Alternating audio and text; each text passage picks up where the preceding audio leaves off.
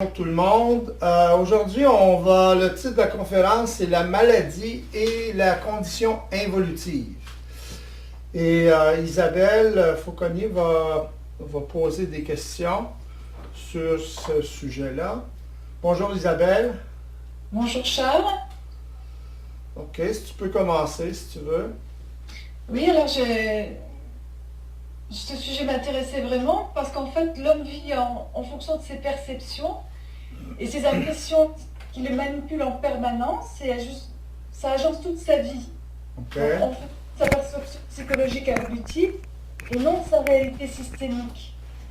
Donc, ils s'apprennent dans ce jeu et tombent malades. Mm-hmm. Voilà. Donc, la première question que j'aurais à poser, c'était peut-on dire que l'homme malade est dépendant de ses perceptions et impressions exagérées liées à son passé? Exactement. La maladie comme telle, elle est causée justement par des conflits, par des programmes, si vous voulez, ou deux programmes, ça peut être deux programmes en conflit, ou des événements extérieurs qui créent un conflit en rapport avec un programme. Alors, la maladie est toujours liée au phénomène de la programmation. Et le problème, c'est que l'ego ne sait pas ce qui se passe. Pour lui, c'est normal d'être en vibration, d'être constamment en état de stress. Et la maladie est causée justement par cet état de stress. Ça peut être extrême comme ça peut être petit, si vous voulez, mais même si le stress est léger, s'il est continuel, s'il est constant dans le temps, ça va affecter le corps. Et ça affecte le corps dans le sens que, ça affecte le système plutôt, dans le sens que ça affecte le système immunitaire. Aussitôt qu'il y a trop de stress ou de façon trop constante ou trop fort, le système immunitaire arrête de fonctionner ou diminue énormément. Alors, la maladie potentielle étant toujours présente, à cause justement d'une certaine programmation et d'autres sortes de facteurs aussi, elle a le beau jeu, là. À ce moment-là, la maladie peut progresser parce que le système, il n'y a plus de défense. C'est un peu comme sur un ordi, les programmes, par exemple, ou les logiciels pour contrer, par exemple, les virus, etc. C'est exactement la même chose.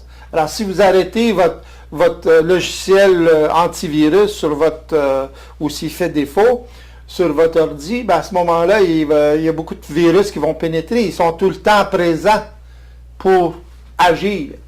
Alors, à ce moment-là, ben, la maladie où le virus va se développer et votre corps, si vous voulez, va commencer à manifester certains symptômes qui, pour une personne qui sait ce qui se passe, un peu comme les médecins ou d'autres personnes, ben à ce moment-là, va déterminer, ça va leur indiquer qu'est-ce qui se passe.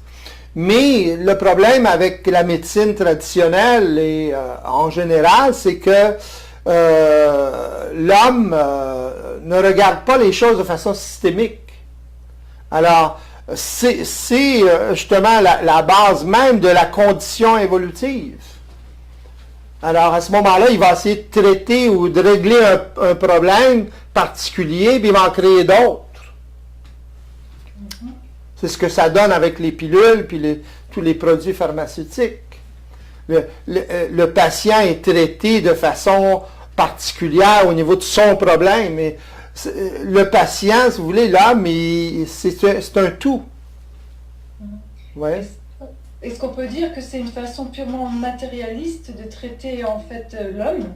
C'est une façon réductionniste de traiter l'homme. Ça fait partie de la condition évolutive. Dans tous les domaines, au lieu de regarder d'une façon systémique, l'homme regarde d'une façon réductionniste. Ça fait partie de la civilisation. Les grands philosophes comme Aristote, c'est eux qui ont commencé ces façons de penser-là. C'est normal. C'est pas que c'était pas intelligent, mais c'était pas global, c'était pas l'homme n'était pas mature à ce moment-là, suffisamment mature pour regarder la vie d'une façon beaucoup plus large. J'écoutais dernièrement justement un individu qui parlait du management dans les compagnies. C'est un professeur d'université, etc. Et il s'occupe justement, où il développe un nouveau système, une nouvelle façon de regarder les choses, qui est cybernétique, justement, toute la science cybernétique, et autrement dit, la science des systèmes. Alors, il développait toutes sortes de belles théories, etc., puis il avait raison, sur les systèmes, etc. Autrement dit, il décrivait le management aujourd'hui comme dérisoire, dans le sens que c'est pas basé justement sur une vision des systèmes. Mais le problème, c'est que ce même individu-là ne connaît pas son propre système. Alors, on peut le faire philosophiquement, on peut le faire psychologiquement, mais on ne peut pas changer un système, par exemple, de management de compagnie, par exemple, si on ne change pas la base. La base, c'est quoi? C'est la conscience. Alors, l'individu qui est encore aux prises avec une conscience involutive, quand même, vous lui dites comment changer son management, il ne sera pas capable de l'appliquer. Ou il va être capable d'appliquer certaines choses, mais ce ne sera pas constant. Alors, il va créer d'autres problèmes. C'est ça la condition évolutive.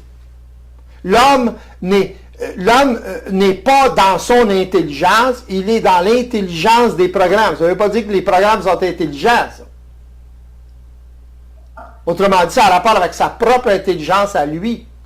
Autrement dit, il ne sait pas ce qui se passe. C'est ça que je veux dire. C'est ça que ça veut dire, par exemple, que l'homme, c'est pas lui qui pense. Sa pensée est créée de toutes pièces, est soufflée par la programmation. Alors, on revient à la maladie. L'ego ne sait pas ce qui se passe. Alors, à ce moment-là, il est en conflit. Il ne sait pas comment régler son conflit.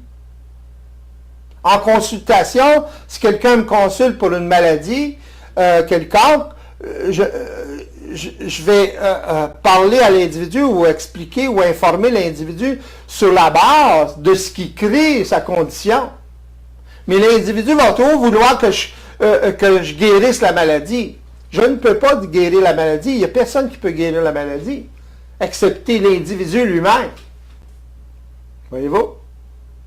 Même si on explique à l'individu, on lui fait voir les causes de la maladie, les causes du conflit, le conflit peut se résorber, mais potentiellement, il peut le recréer, il peut se recréer les mêmes conditions. Autrement dit, quelqu'un qui a le cancer, par exemple, même si on lui fait voir la cause du cancer, autrement dit le conflit, ça n'empêche pas que dans 1 mois, 2 mois, selon les conditions, selon ce qui se passe, il retombe encore dans la même maladie.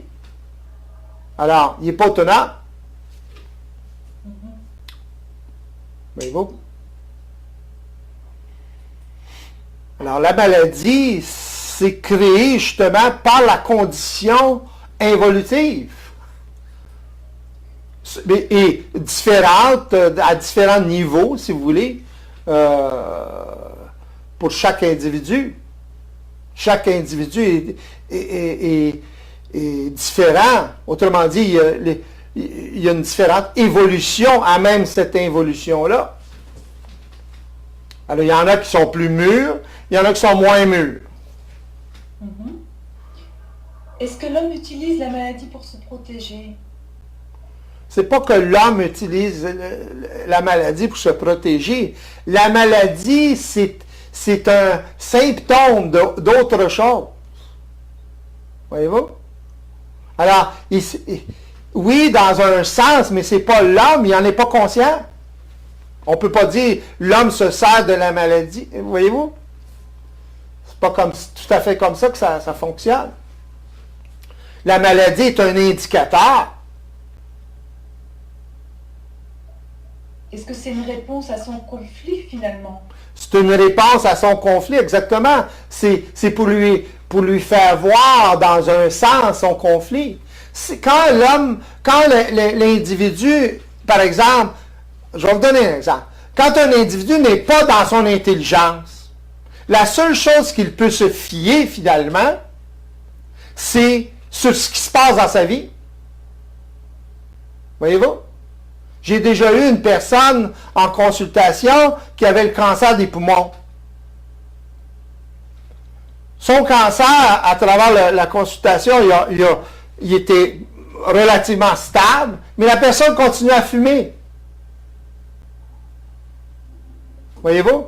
Alors, il y a un non-sens, là. Ça, c'est la définition de la folie. Voyez-vous? La personne n'était pas dans son intelligence. La personne qui a le cancer et qui continue à fumer, il y a quelque chose qui ne fonctionne pas, là. Là, il est à la merci de programme. Donc, il n'est pas dans son intelligence. Voyez-vous? Puis, il recommence le même comportement. Il se fait dire par les médecins qu'il va mourir dans 3 mois. Voyez-vous? Il y a 3 mois à vivre, mais il continue à fumer. Pareil. Finalement, ce même individu-là a duré 2 ans. Puis c'est pas le cancer qui l'a tué, c'est la morphine. Voyez-vous? Parce que son cancer était relativement stable ou en rémission. Mais il continuait quand même à fumer. Fait qu'il n'aidait pas le... Puis il était encore dans les mêmes conflits. Il avait de la misère, il avait réglé certains conflits où il voyait à travers certaines choses, mais, voyez-vous? Est-ce qu'on peut dire qu'il s'abandonne quelque part lui-même du fait de cet enveloppement par toute la programmation évolutive? Exactement. Ouais. Mais il ne s'abandonne pas lui-même, il ne sait pas. C'est beaucoup plus occulte que ça. Il ne le sait pas. Même quand on l'informe de ça, il y a de la misère à le saisir, à le réaliser. Il y a une différence entre comprendre et réaliser. Voyez-vous? Cette personne-là comprenait. Elle faisait certaines réalisations, mais pas suffisantes. Voyez-vous? A quand même duré 2 ans au lieu de 3 mois. Finalement, comme je dis, c'est la morphine. La personne a commencé à prendre la morphine, puis la morphine, on sait ce que ça fait. Ça bloque complètement le système. La personne ne peut plus manger, ne peut plus digérer. Rendu à ce point-là, là, la personne a pour quelques semaines à vivre. Puis ils peuvent plus se sevrer de la morphine. Hein.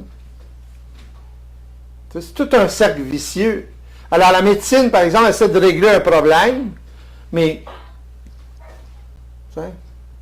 Est-ce que le problème, en fait, vient de la médecine règle, en fait, voit l'homme comme plusieurs symptômes et... La médecine regarde l'homme d'une façon réductionniste. C'est ça le problème. C'est la base même de la condition évolutive. Ça va très loin. Non, on retourne aux philosophes. Ça va jusque-là. Ce qui crée la condition évolutive et qui la maintient, c'est toutes les croyances, toutes les façons de penser, justement. Puis il y en a qui tiennent à ça mordicus. Que voulez-vous? L'être humain, pour commencer à s'éveiller, doit réaliser, pas comprendre. Comprendre, il peut philosopher là-dessus, mais doit réaliser qu'il n'est pas dans son intelligence, qu'il est dans l'intelligence des programmes. Autrement dit, c'est pas lui qui mène le show, c'est pas lui qui est au volant. Cette réalisation-là est extrêmement importante, surtout au niveau de la maladie. Quand quelqu'un est malade, là, et sa vie est en danger, ou peut être en danger, voyez-vous la pression que ça met sur l'individu pour qu'il devienne conscient, justement, ou qu'il s'éveille. Oui. Alors, il n'y a pas le choix. Mais selon son évolution, ou selon la résistance qu'il a en lui, autrement dit, sa programmation, ou l'assujettissement de l'ego face à sa programmation, qu'il ne connaît même pas, voyez-vous, à ce moment-là, ben, ça va déterminer ce qui va arriver. C'est très complexe, c'est très occulte. Une personne peut... Vous avez deux personnes, je peux donner de l'information aux deux personnes, et les deux personnes vont interpréter cette information-là de façon différente. Voyez-vous? Alors, une va la désinformer encore plus que l'autre, par exemple. Donc, ça va prendre plus de temps où la personne ne sera jamais en mesure de faire quoi que ce soit avec cette information-là. C'est ça le problème. Surtout quand ils se pensent intelligents. Les intellectuels, là, c'est le pire. C'est les pires. C'est plus difficile avec un intellectuel. Pourquoi? Parce qu'il se pense intelligent. Pas facile de réellement réaliser qu'on n'est pas dans notre intelligence. On commence à être intelligent quand on réalise ça. Quand on l'applique, quand on l'admet, quand on l'accepte. Nous sommes des automates. L'homme, c'est un automate. Il est programmé, il se pense libre, il y a l'illusion du libre arbitre, créée par sa condition. Mais dans le fond, regardez votre corps, comment votre corps est automatisé. Pouvez-vous arrêter la maladie? Non. Hein?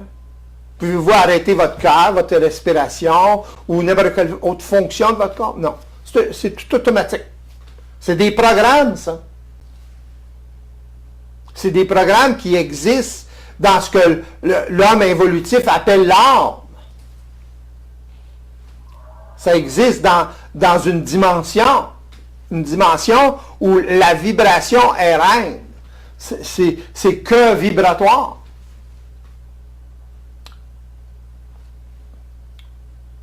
Sans cette dimension-là, il n'y a rien qui peut fonctionner. Pardon? Est-ce que notre corps est notre miroir biologique? Notre miroir psychique, vous voulez dire? Dans le sens où le fonctionnement de notre esprit se manifeste au niveau de notre exact. corps? Jusqu'à un certain point, oui. Par exemple, si vous êtes en santé, vous risquez d'être en santé, relativement en santé mentale. Autrement dit, plus ou moins en conflit. Mais ça ne veut rien dire. Vous avez des gens qui sont en très bonne santé maintenant, puis qui ne le sont pas dans 10 ans. Voyez-vous? Alors, comment déterminer ça? Comment déterminer que c'est le miroir? Voyez-vous? C'est le miroir temporairement, mais c'est au niveau d'une constante qu'il faut le regarder. Alors, plus une personne est ajustée à la réalité, autrement dit, plus elle est éveillée, moins elle va avoir tendance à être malade. Ou si elle a des symptômes de maladie, elle va plus facilement régler le conflit qui crée la maladie. Mais il y a des maladies qui sont dont les conflits sont très, très subtils. C'est plus difficile à ce moment-là. Est-ce que l'homme, en développant une capacité d'observer de façon multidimensionnelle, peut à ce moment-là s'auto-guérir? Exactement. Comment? C'est qu'il il va régler ses conflits. Il va voir à travers ses conflits. Il va être en mesure d'observer quand la programmation le met en vibration. Alors, il n'activera pas le programme, tout simplement. Il va être habitué à ne pas activer des programmes ou à reconnaître, à observer. C'est ça, je ne parle pas d'une observation psychologique, là. C'est une observation multidimensionnelle. C'est une nouvelle faculté. C'est ça le mental supérieur. C'est ça l'évolution. L'homme doit muter, transmuter à cette mentation-là, si vous voulez. À ce nouveau sens. C'est un sixième sens, comme. C'est un sens d'observation totalement différent. L'homme a développé sa capacité d'observer de façon totalement inconsciente. Maintenant, il peut s'en servir de cette capacité d'observation de façon consciente. Ou métaconsciente, plutôt. Le mot conscience, là. Voyez-vous? Elle est là, la différence. Pardon? La maladie, est-ce qu'elle découle uniquement de conflits ou pour se déclencher, est-ce qu'elle a besoin de facteurs environnementaux, purement physiques, en plus de facteurs génétiques? Elle a besoin de facteurs extérieurs, c'est évident, dans le sens de déclencheur. Ça peut être psychologique. Ça peut être votre enfant qui se fait qui meurt ou qui se fait écloper ou whatever. Ça crée un conflit. Une personne, par exemple, qui est très attachée émotionnellement à ses enfants, une femme, par exemple, et qui perd son enfant, elle peut développer un cancer du sein. Il y a des raisons vibratoires pour ça. Voyez-vous?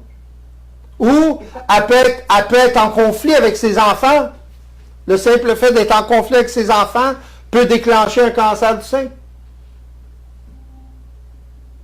En jargon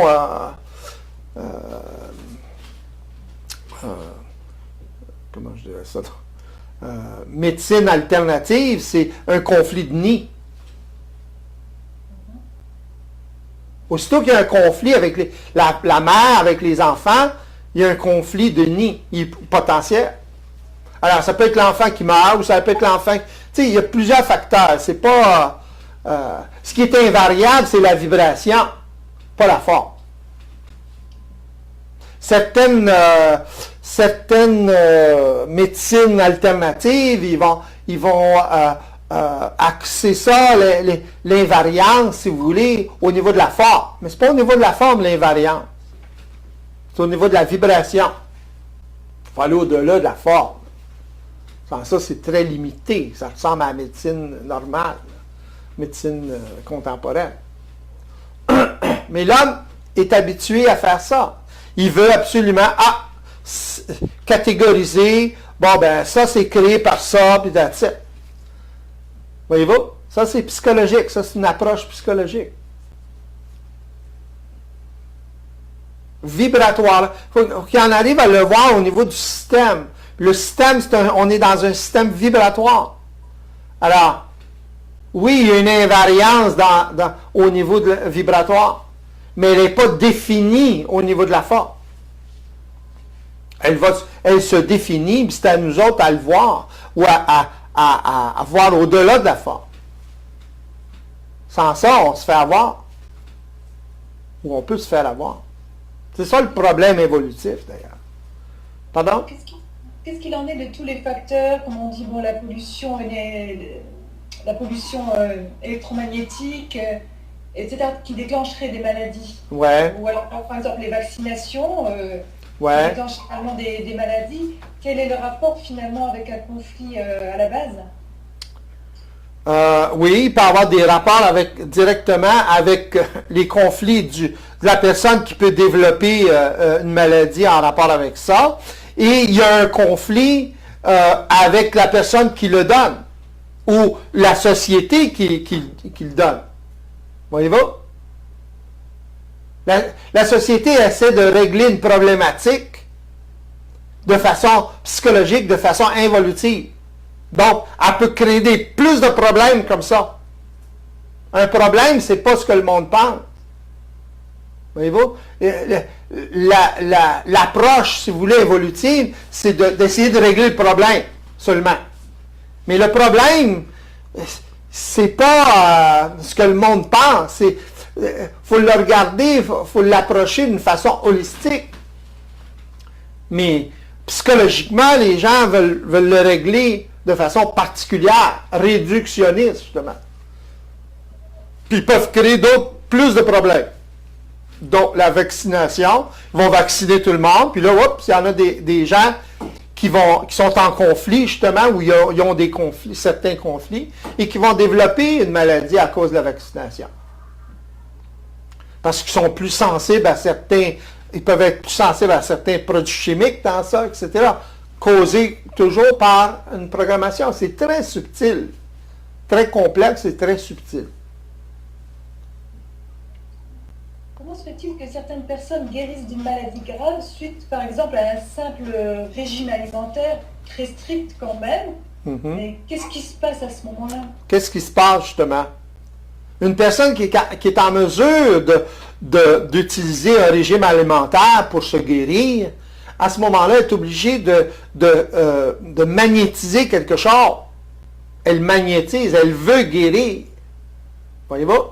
Il y a une volonté à guérir à ce moment-là. Donc, le processus ou la capacité de magnétiser la forme, elle s'accentue, que la personne soit consciente de ça ou pas. L'effet placebo est basé là-dessus. Alors, c'est ça qui se passe. Est-ce que c'est le fait uniquement de faire un mouvement vers une guérison? Exactement. Système. Exactement. Que la personne soit consciente ou pas de ça, ça fait que la personne est concentrée, elle magnétise une forme. Par exemple, l'alimentation. Mais en même temps, elle magnétise sa guérison. Elle veut guérir. Voyez-vous là? Alors ça l'affecte. Ou ça peut affecter. Beaucoup ou moins, ça dépend. C'est pas tout le monde qui à cause qu'ils vont prendre un régime alimentaire différent, guéri. Là. Alors, ça marche pour certains individus, puis d'autres individus, ça ne marche pas ou ça marche moins. Ça fonctionne moins. Est-ce que les traitements dits énergétiques, type acupuncture, homéopathie, le Reiki par exemple, ou les énergies de reconnexion, est-ce que ça fonctionne de cette manière-là dont vous voulez parler? Oui. Toujours. Mais ça donne l'impression que c'est la personne qui fait les traitements qui guérit l'autre personne. Puis l'autre personne va avoir cette impression-là, et même le guérisseur ou celui qui fait les mouvements pour faire guérir l'autre individu a cette impression-là. Mais, par exemple, si vous avez un massage d'acupuncture, acupressure par exemple, c'est évident que ça va libérer certaines énergies qui sont bloquées dans le corps. Voyez-vous? Est-ce que ça déclenche donc quand même quelque chose à la base? Oui, ça peut déclencher quelque chose à la base, c'est évident. Ça peut enlever le stress, la tension. Voyez-vous? Suffisamment pour que le système immunitaire revienne en ligne, si vous voulez.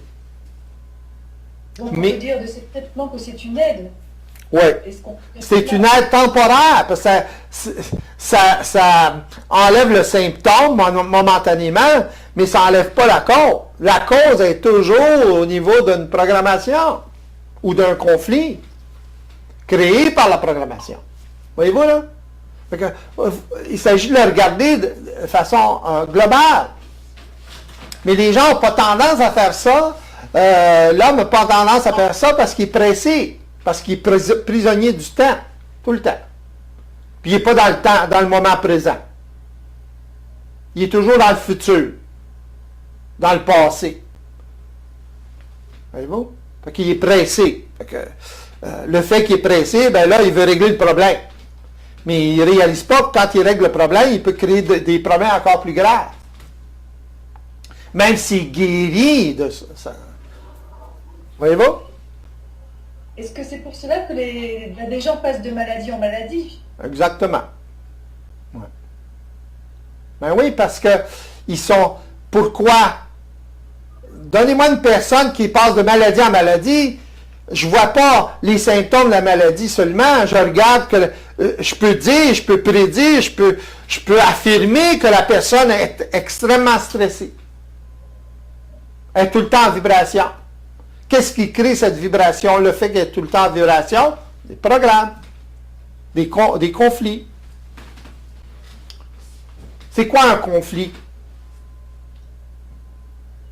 Il y a un programme qui déclenche, qui met l'ego en vibration, en rapport avec quelque chose qui se passe, et l'ego n'est pas en mesure de voir ou de pallier d'une certaine façon au niveau de la réalité, parce qu'il ne la connaît pas. Il ne sait pas comment agir en fonction de ça. Il pense d'une certaine façon. Il est sûr, c'est logique pour lui. Voyez-vous? Il a raison, il est justifié d'agir comme il agit. Alors pour lui, il va complètement contre la réalité, mais c'est logique pour lui. Ça l'est logique. Il a raison, mais ce n'est pas là le point. Le point est la résultante. Qu'est-ce que ça fait, ça? Là, c'est là la réalité. C'est là qu'il doit le regarder. Il doit regarder son comportement, ce qui se passe dans sa vie, et non pas seulement les théories, puis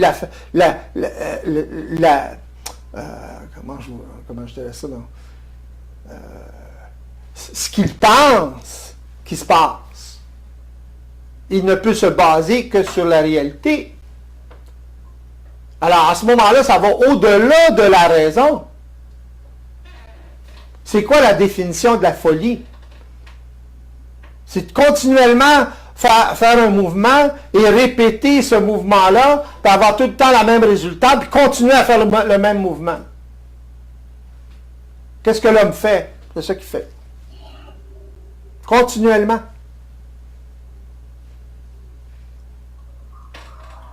Est-ce qu'on peut dire que... Oui, attends une seconde, je pense. Il y a une question. C'est quoi la question?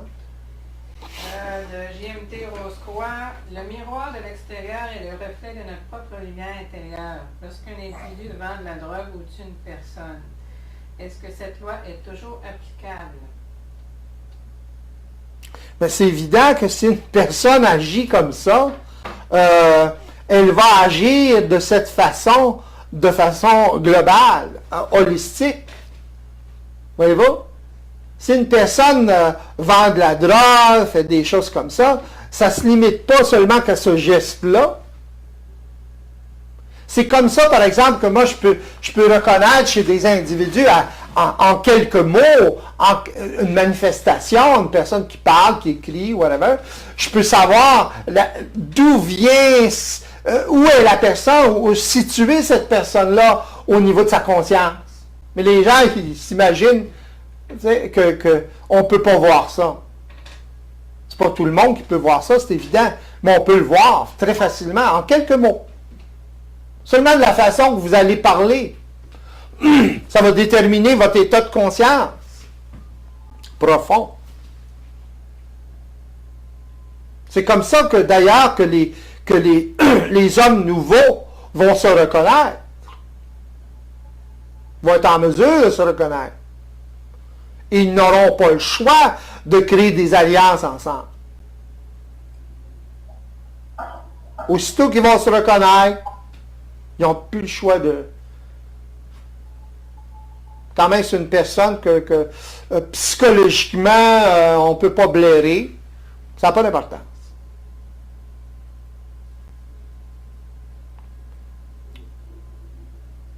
C'était quoi ta question, Isabelle? C'était l'homme malade est-il en résistance par rapport à la réalité?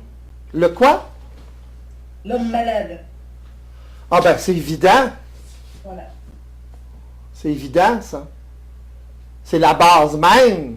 Le symptôme de la maladie, il y a quelque chose qui ne fonctionne pas, là. Il y a des ajustements en rapport avec la réalité des systèmes. Il faut toujours regarder ça au niveau de la réalité des systèmes. Du système, finalement. Votre corps fonctionne vibratoirement. Ce qui anime votre corps, c'est la vibration, c'est l'énergie. Tout fonctionne de façon vibratoire. Le système, c'est un système vibratoire, autant psychique que physique, etc. Les commandes proviennent du vibratoire, des programmes, finalement. La commande elle-même, la pulsion énergétique. Parce que le programme, il crée, il met l'ego en vibration, il met l'homme en vibration.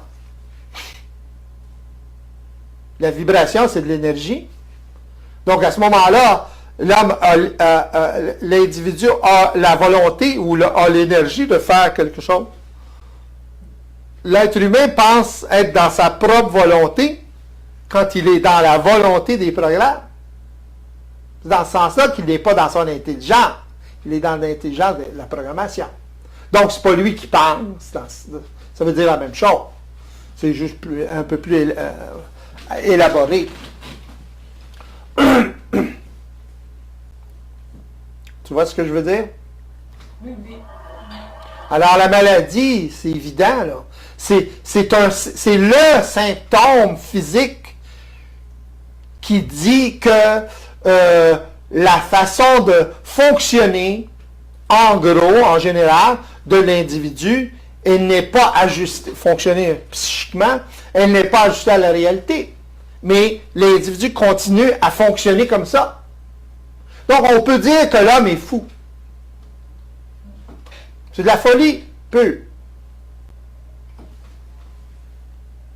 Mais c'est une folie qui a permis le développement de la capacité intellectuelle, de la capacité vibratoire, etc., qui a bâti tous les corps de l'homme, physique et moins physique.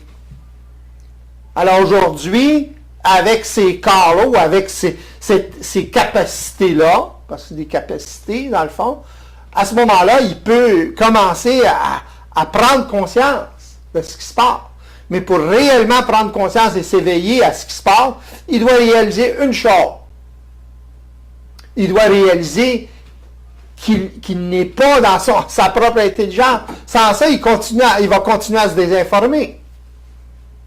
Parce que l'ego est continuellement, à travers son ignorance, c'est évident, est continuellement dupé par le fait qu'il pense que c'est lui qui pense, c'est lui qui est dans son intelligence, c'est lui qui fait tout, finalement. C'est lui qui est volontaire, il est libre. Mais dans le fond, il n'est pas libre. Pourquoi? Parce qu'il est assujetti inconsciemment à une programmation. Il y a une grande différence entre être assujetti inconsciemment à une programmation et être assujetti consciemment à une programmation. L'homme nouveau va créer sa propre programmation. Il n'activera plus la programmation évolutive. Il ne peut pas enlever la programmation. Mais il peut ne plus activer. Comment? En ayant conscience de ce qui se passe au moment où ça se passe. Seulement. Pas après. Pas philosophiquement. Mais au moment où ça se passe. C'est ça, être dans le moment présent. C'est pas seulement qu'un mot, c'est pas une philosophie. Tu sais, quand les gens en parlent comme ça, « Ah, moi, je suis dans le moment présent, il faut être dans le moment. » Ça veut rien dire. Il faut être dans le moment présent. C'est une résultante, être dans le moment présent. Ce n'est pas le fruit d'une attitude psychologique. Oui?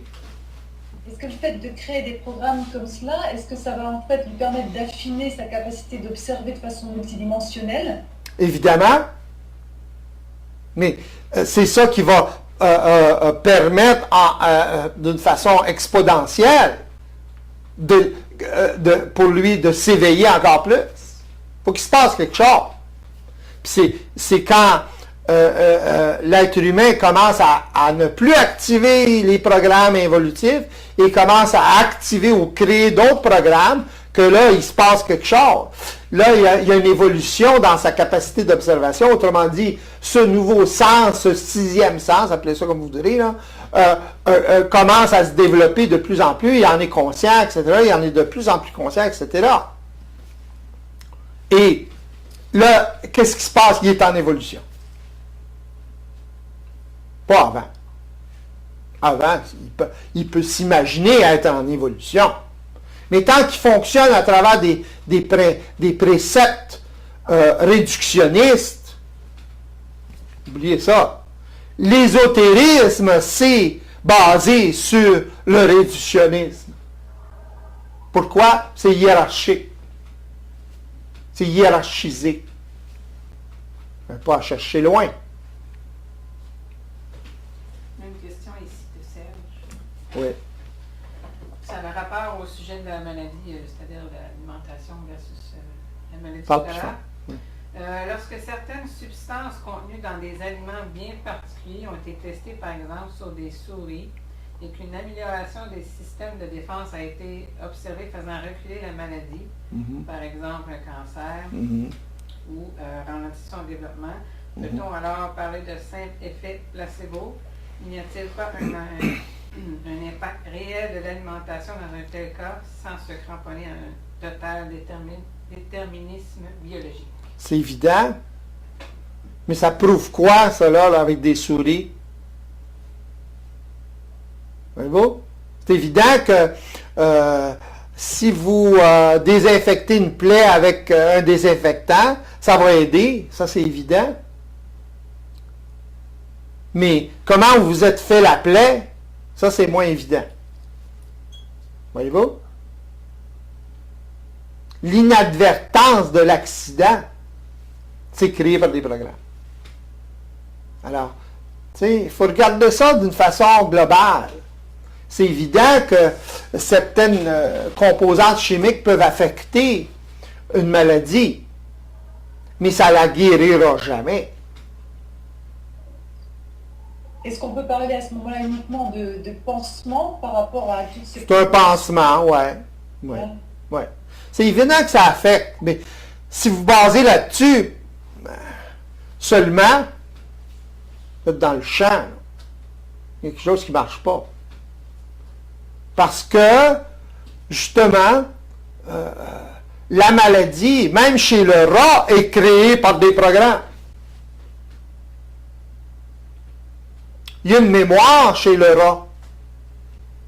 La mémoire, elle est dans cette dimension vibratoire-là ou dans cette cinquième dimension-là. Ce que vous appelez l'âme. Tu sais, l'homme, j'en ai parlé l'autre fois, l'homme a décidé que les animaux n'avaient pas d'âme. À un moment donné. Voyez-vous? Pour se séparer de l'animal. Ça, c'est la religion qui fait ça. Mais avant qu'il fasse ça, dans les religions, ils considéraient l'animal ayant une âme. Comme ayant une âme. Alors. Puis il avait raison. Mais il faut sortir du concept de l'âme. L'homme est tellement identifié à la programmation que pour lui, s'il perd son âme, voyez-vous là comment il est identifié? Il regarde l'âme comme lui-même. Mais l'âme, c'est pas lui comme tel. Ça le fabrique. Ou cette dimension-là, ou la programmation, si vous voulez, l'automatise, lui aide lui facilite les choses. Si vous voulez, par exemple, si vous apprenez à jouer au tennis, et vous prenez des cours de tennis, etc., vous créez des programmes. Vous vous programmez à jouer au tennis. Donc, vous facilitez la volonté à frapper une balle. Comme du mort. Voyez-vous? Alors. On a une autre question de Serge ici. Il y a une forte probabilité pour certains individus de développer certains cancers lorsque les membres de leur lignée familiale en ont été affectés. Cela peut-il être lié à la transmission de certains programmes bien spécifiques comme un sentiment d'impuissance ou d'infériorité persistant? Ben, c'est ça, c'est que les programmes sont transférés par inadvertance, justement, de génération en génération. Les personnes ne sont pas conscientes de ça, mais les programmes ou la capacité, si vous voulez, de développer un programme de dévalo, par exemple, dévalorisation, etc., c'est transféré directement des parents de l'environnement. Si les parents, par exemple, ou l'environnement vit un très fort ou moyen conflit, certains conflits au niveau de la dévalorisation, ben c'est évident qu'ils vont transmettre ça à l'enfant. Voyez-vous? Alors, d'une façon ou d'une autre, l'enfant va plutôt réagir à son environnement. Vu que l'enfant est fait fondamentalement au niveau du système, de la même façon que les parents, ben là, voyez-vous, il va réagir en conséquence. Alors, il va avoir tendance à développer les mêmes programmes, même s'il vit le contraire. Ça n'a pas d'importance, c'est les mêmes genres de programmes. Alors, il va y avoir évolution dans ces programmes-là. Le problème évolutif, c'est ça. C'est qu'il y a évolution dans les programmes. Donc, l'individu qui est inconscient de ça subit ces programmes-là, en souffre, ça le rend malade, etc., etc. Et ça va jusqu'au génétique, dans le sens que plus ces programmes-là sont forts, sont constants, ben, ils se cristallisent à un moment donné dans la matière, puis ça se cristallise dans la matière à travers la génétique.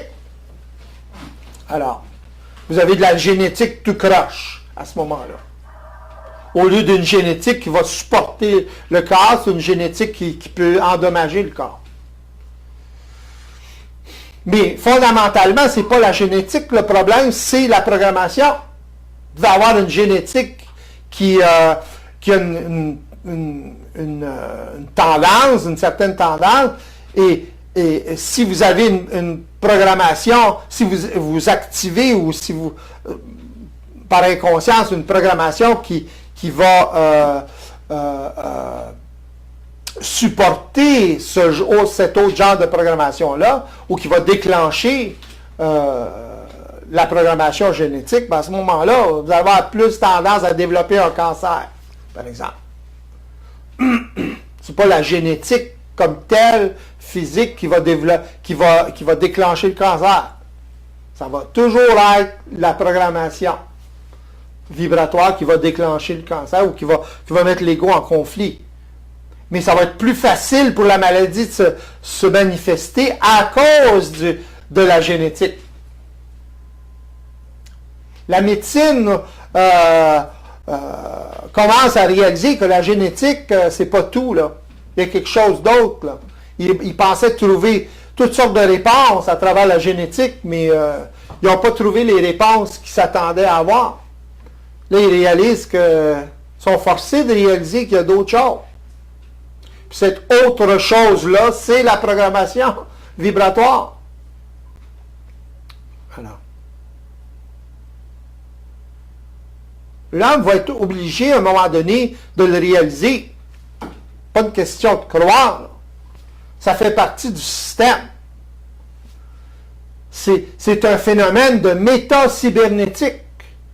Quand l'ego commence à voir son système, commence à être en mesure d'observer son propre système, psychique, physique, etc., c'est de la méta-cybernétique. Qu'est-ce que ça veut dire? Ça veut dire une capacité d'observer, c'est une capacité du système de s'observer, parce qu'on est la finalité du système. Fait que le système peut s'observer à ce moment. On appelle ça de la méta-cybernétique.